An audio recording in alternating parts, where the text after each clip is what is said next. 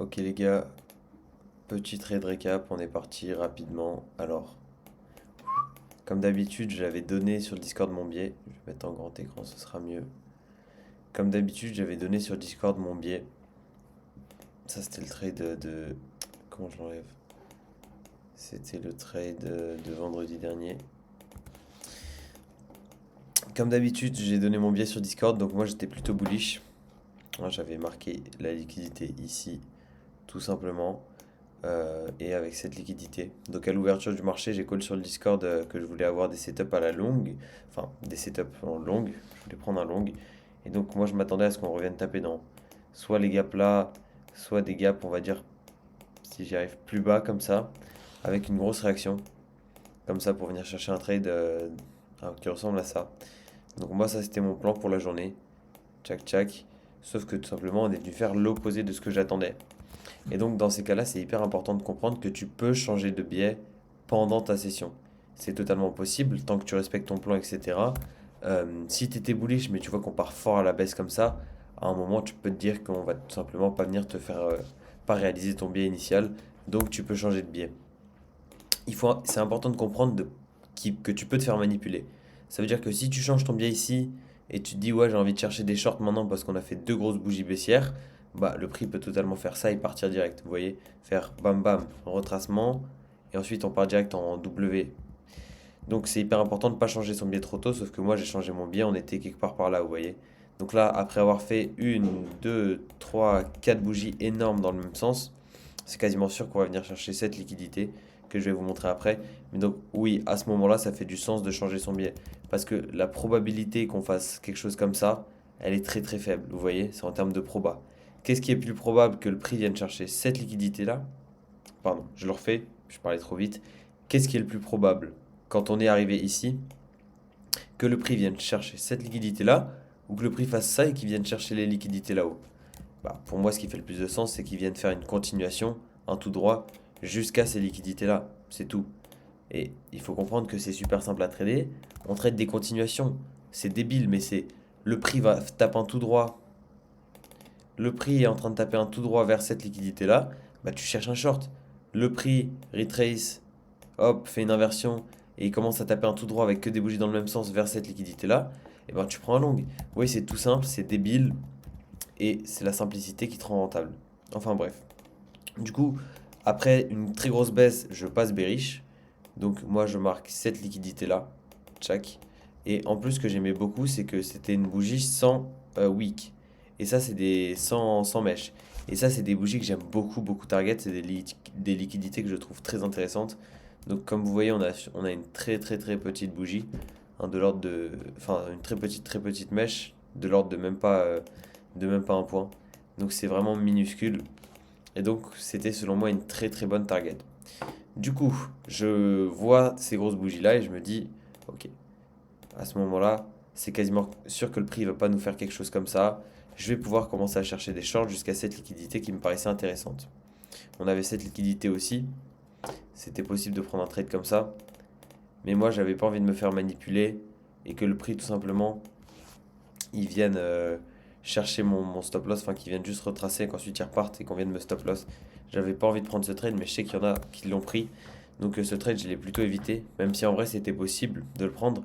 Parce que comme vous voyez ici, bah là on a eu une énorme mèche de rejection. Vous voyez, on rejette, le prix vient retester la mèche, et à nouveau on a une très forte rejection dans la mèche. Donc vous voyez, c'était un setup qui faisait du sens, c'était une continuation à la baisse. C'était pas le plus beau des setups, mais il était totalement prenable.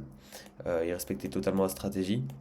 Et il y en a d'autres, vous avez pris ce setup là. Donc il est valide aussi, il n'y a pas de souci sur ça. On revient taper dans ce gap là en 5 minutes. Du coup, en soi, on a la mèche qui est quand même une liquidité. Même si c'est une belle mèche de rejection. Et en une minute à l'ouverture de marché, on vient taper le gap qui est là que je vous ai montré. Même d'autres gaps en dessous. Et ensuite, on a une très très belle réaction comme ça. Donc c'était totalement valide de prendre le setup. Moi, ce que je m'attendais, du coup, c'était à cette liquidité. Et j'ai failli prendre ce setup. Je m'attendais juste à un peu plus gros display pour prendre un trade comme ça. J'attendais que le prix vienne, par exemple, faire quelque chose comme ça. Pour ensuite rentrer en ordre limite. Je vais dessiner. Ensuite rentrer en ordre limite quelque part par là. Comme ça m'aurait fait du 1 pour 5 ou un pour 1.5, pardon. Donc ça, c'était le trade que je voulais prendre en début de session. Enfin, quand on a fait cette grosse bougie de displace. Ensuite, quand on a commencé à partir à la baisse, du coup, quand on était là, moi, je m'attendais à ce que le prix il nous fasse quelque chose comme ça. Pour que du coup, je vienne chercher mon long et avec mon TP, mon SL, ça aurait été un trade magnifique. Sauf que le prix, il n'est jamais venu me donner ça. Du coup, à partir d'un moment, je, je, je me décide à prendre un short. Alors, il y a eu une première très très très très belle position qui s'est. Bah alors, il y a eu déjà là ce qu'il faut comprendre, c'est qu'à partir du moment où tu passes bearish sur une trend comme ça, c'est quasiment sûr qu'on va continuer à la baisse. Donc n'importe quelle entry qui était sur cette descente là, elle était valide. À cette liquidité, elle était 100% valide. Et ensuite, on va parler des autres entrées après. Mais du coup, une première entrée, je vais pas bouger mon trade parce que sinon je vais pas me souvenir du trade que j'ai pris. Du coup, un premier trade qui aurait pu être intéressant, c'est ce trade là, tout simplement. C'est du un pour un quasiment, mais on revient ici, taper dans les gaps là, tout simplement. On a une grosse réaction des gaps. Moi, c'est suffisant pour moi pour rentrer en position. Sauf que là, le truc, c'est que je trouvais que c'était un peu tard pour rentrer en position ici. Et je me suis dit, ok, je vais peut-être rentrer en position, mais j'ai envie de voir si ça hold. Donc si on va en 30 secondes, il y aura un beau FVG. Voilà. J'avais envie que ce FVG il hold.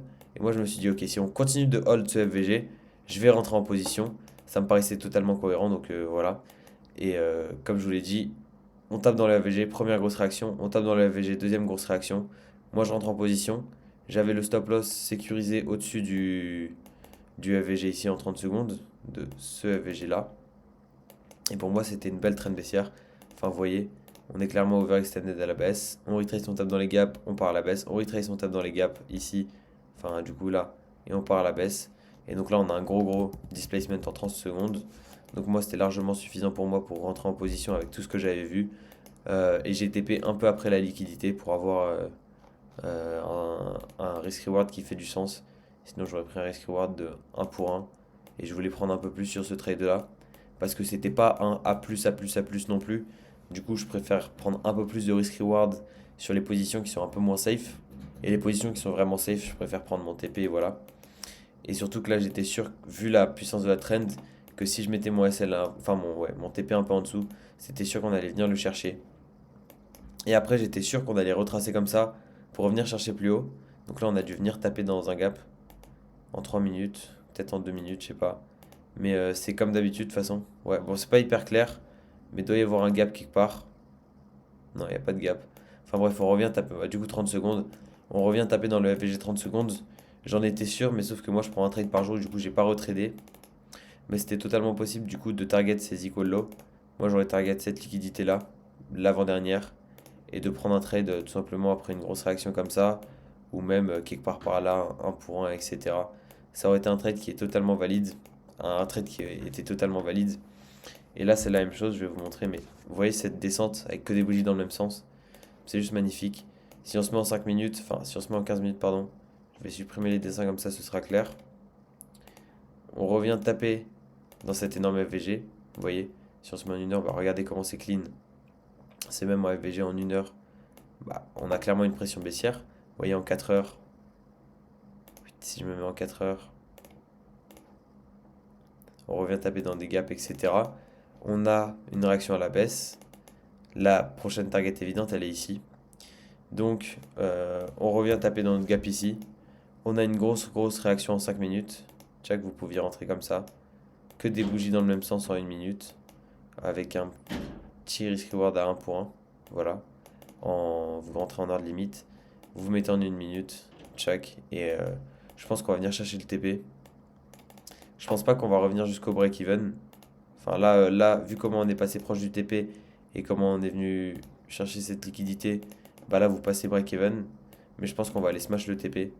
Donc j'ai la flemme d'attendre devant les charts, mais vu vous voyez la trend baissière avec que des bougies dans le même sens là, et ensuite de nouveau que des bougies dans le même sens là, je pense qu'on va aller chercher le TP sans souci. Donc voilà, c'est tout pour la journée. C'était une journée qui était assez simple à trader en vrai. À part ce premier fake en début de session où c'était possible de se prendre un SL, bah tout ça c'était des free TP tout simplement. Enfin là c'est quasiment pas possible de s'être pris un SL, hein. Et donc voilà les gars, on se laisse sur ça. Ciao ciao.